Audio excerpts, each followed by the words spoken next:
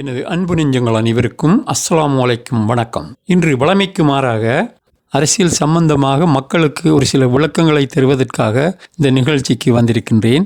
அனைத்து மக்களுக்கும் என்னுடைய பணிவான வேண்டுகோள் அல்லது ஆலோசனைகள் என்று வைத்துக் கொள்ளலாம். நாங்கள் கடந்த அரை நூற்றாண்டுகளுக்கு மேலாக எமது நாடு கொடூரமானவர்களினால் கொடுங்கோல் ஆட்சி செய்யப்பட்டது. அப்படிப்பட்ட காலங்களில் எங்களுக்கு சுதந்திரம் என்றால் என்ன என்று தெரியாது, மனித உரிமை என்றால் என்ன என்று தெரியாது, அதனுடைய தாற்பயங்கள் என்னவென்று தெரியாதவர்களாக இருந்து கொண்டிருந்தோம். அப்போது ஆட்சி செய்தவர்கள் எங்களுடைய வரிப்பணத்தை வைத்துக்கொண்டு எங்கள் மேல் சவாரி செய்து அவர்கள் சொகுசாக வாழ்ந்து கொண்டிருந்தார்கள். அப்போது நாங்கள் அனுபவித்த துன்பங்கள், துயரங்கள் சொல்லில் அடங்காது. அவைகளை நாம் கெட்ட கனவுகளாக நினைத்து மறந்திடுவோம். ஆனால் எப்படி மறப்பது? மறக்க முடியுமா? முடியாது. எங்களுடைய மக்களின் நீண்டகால பொறுமைகளுக்கு இறைவன் நல்லதொரு ஆட்சி நிர்வாகத்தை எங்களுக்கு தந்திருக்கிறான். இதனை நாம் கட்டி காப்பது எங்களுடைய முழு பொறுப்பாக இருக்கிறது. இதுதான் அனுரகுமார திசாநாயகாவின் நிர்வாகத்தில் கொள்ளையர்கள், கொலைகாரர்கள், இனவாதிகள், குடு வியாபாரிகள், குற்றவாளிகள் எவரும் இல்லை. இனியும் இப்படிப்பட்டவர்களை சேர்க்கவும் மாட்டார்கள். ஆகையினால் இது ஒரு புனிதமான அரசாங்கம். மக்கள் நீண்ட காலமாக எதிர்பார்த்து கொண்டிருந்தார்கள். இந்த ஆட்சி நிர்வாகத்தை மேலும் வளர்ச்சியடைய செய்வதற்கு எங்களுடைய முழு ஒத்துழைப்பையும் விடாமுயற்சியையும் கட்டாயமாக அனுரகுமார திசாநாயகாவின் நிர்வாகத்துக்கு பங்களிப்பு செய்ய வேண்டும். அப்போதுதான் நாங்களும் எங்களுடைய பிள்ளைகளும் சகோதர சகோதரிகளும் மற்றும் உற்றார் உறவினர்களும் இந்த நாட்டில் சுதந்திரமாகவும் உரிமைகளுடனும் பாதுகாப்பாக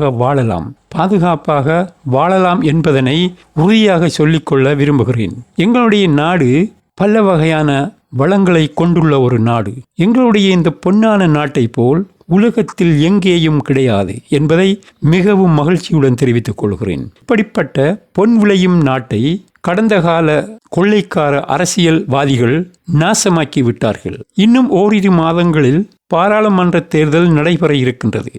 ஆகையினால் நாங்கள் பழைய கட்சிக்காரர்களையும் பழைய ஆட்சியாளர்களையும் புறம் தள்ளிவிட்டு அனுரகுமார திசாநாயகாவின் கட்சிக்காக முழுமூச்சாக உழைப்பவர்களுக்கு எங்களது வாக்குகளை 100% வழங்கி ஆட்சியை பலப்படுத்துமாறு கேட்டுக்கொள்கிறேன். அப்போதுதான் எங்களுக்கு கிடைக்க உள்ள முழு வரப்பிரசாதங்களையும் அதோடு சேர்த்து உரிமைகளையும் பெற்றுக்கொண்டு சீரும் சிறப்புமாக குடும்பத்தோடு சந்தோஷமாக வாழலாம்.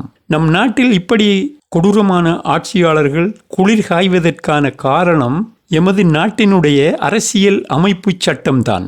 இந்த சட்டத்தை மாற்றாத வரைக்கும் மக்கள் எதுவிதமான வரப்பிரசாதங்களையும் பெற்றுக்கொள்ள முடியாது.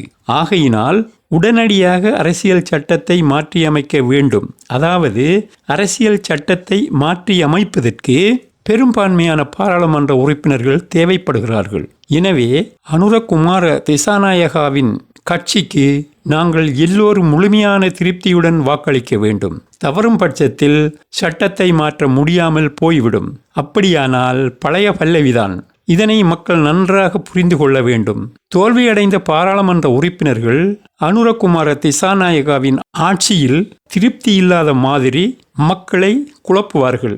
மக்களை குழப்புவதில் அவர்கள் மிகவும் கெட்டிக்காரர்கள், மிகவும் கை சேர்ந்தவர்கள். மக்களிடம் இப்போது அவர்களுடைய பருப்பு வேகாது. புதியவர்களை தவிர வேறு யாரும் வாக்கு கேட்டு வந்தால் தும்புக்கட்டால் அடிப்பதற்கு மக்கள் எதிர்பார்த்து கொண்டிருக்கின்றார்கள். எனக்கும் நீண்ட நாட்களாக இந்த அரசை வீட்டுக்கு அனுப்ப வேண்டும் என்று எதிர்பார்த்து கொண்டிருந்தேன். அப்போது ஜனாதிபதி தேர்தல் நடைபெறுவதற்கு 2 மாதங்களுக்கு முன் தேர்தல் கள நிலவரங்களை கவனித்தேன். அனுரகுமார திசாநாயகா அவர்களுக்கு வெற்றி பெறும் வாய்ப்பு குறைவாக இருப்பதாக தென்பட்டது. என்னுடைய மனம் கேட்கவில்லை. இந்த விடயத்தை அனுரகுமார திசாநாயகா அவர்களுக்கு எப்படி தெரியப்படுத்துவது என்பது எனக்கு பெரும் சவாலாக இருந்தது. அன்று 4/8/2024 அனுரகுமார திசாநாயகாவுக்கு நான் ஒரு மடல் வரைந்தேன். அவருடைய வாட்ஸ்அப் இலக்கத்துக்கு அனுப்பியுள்ளேன். அந்த மடலில் நான் குறிப்பிட்ட விடயங்கள் மக்கள் தவறான வழியில் சென்று கொண்டிருக்கின்றார்கள். நான் ஒரு சைக்காலஜி கவுன்சிலர் என்னும் அடிப்படையில் அனுரகுமார திசாநாயக அவர்களுக்கு இந்த நேரத்தில் மக்களுக்கு என்ன தேவை மற்றும் எதை எதிர்பார்க்கின்றார்கள் இவைகளை புரிய வைப்பதற்கான ஒரு சில ஆலோசனைகளுடன் இம்மடல் அமைந்திருந்தது. அது மட்டுமல்ல, 22/9/2024 நீங்கள்தான் இந்த நாட்டு ஜனாதிபதி என்று உறுதியாக சொல்லுகிறேன் என்பதுடன் நான் தான் முதலாக புதிய ஜனாதிபதிக்கு வாழ்த்து தெரிவித்திருக்கிறேன். மீண்டும் மக்களுக்கு நினைவூட்டுகிறேன். மக்கள் இப்போது மிகவும் தெளிவாக இருக்கின்றார்கள். எமது குடும்பம், பிள்ளைகள், பேரப்பிள்ளைகள் மற்றும் எமது சொத்துக்கள் அத்தனையும் பாதுகாப்பாகவும் ஆரோக்கியமாகவும் எம்மிடம் இருக்க வேண்டுமானால் அல்லது வைத்திருக்க வேண்டுமானால் எங்களுடைய நேர்மையான தலைவன் அனுரகுமார திசாநாயக அவர்களுக்கே எங்களுடைய வாக்கு சென்றடைய வேண்டும். எதிராளிகளுக்கு அனுராவை பற்றியோ அல்லது அவருடைய ஆட்சியை பற்றியோ குறை கூறுவதற்கு எதுவும் இல்லை. அவர் ஒரு நேர்மையான மனிதன். ஆனால் தமிழர்களுக்கும் முஸ்லிம்களுக்கும் நாட்டை பிரித்தி கொடுத்துள்ளார்கள் என்று வசைபாடுவார்கள். அவர்களுக்குள்ள அறிவு அவ்வளவுதான். அன்பு சகோதரர்களே, நீங்கள் யாரும் கவலைப்பட வேண்டாம். நீங்கள் இப்போது சொர்க்கத்தின் போர்டரில் நின்று கொண்டிருக்கின்றீர்கள். உங்கள் கையில் தான் இருக்கிறது.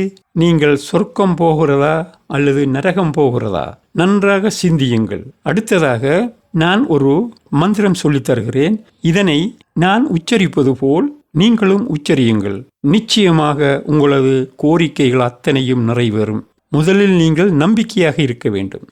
முதலாவது, நாங்கள் இப்போதுதான் அமைதியாகவும் சந்தோஷமாகவும் இருக்கிறோம். இரண்டாவது, எங்களுக்கு ஒரு நேர்மையான தலைவர் கிடைத்திருக்கின்றார்.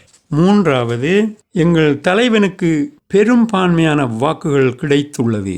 நான்காவது, 20 வருடங்களுக்கு எங்கள் தலைவரை அசைக்க முடியாது. இவ்வளவுதான் மந்திரம். இதனை நேரம் கிடைக்கும் போதெல்லாம் எத்தனை முறை வேண்டுமானாலும் மந்திரத்தை சொல்லிக்கொண்டே இருக்கலாம். இம்மந்திரத்தை உச்சரியுங்கள், திரும்ப திரும்ப உச்சரியுங்கள். உங்களுடைய ஆசைகள் அத்தனையும் இறைவன் உதவியை கொண்டு நிறைவேறிவிடும். சிறையில் இருந்த மக்கள் இப்போது சிறை வாசலில் நின்று கொண்டிருக்கின்றார்கள். இப்போது நாங்கள் சிறை வாசலில் நின்று கொண்டிருக்கின்றோம். மீண்டும் உள்ளுக்கு போறதா அல்லது வெளியே வரதா?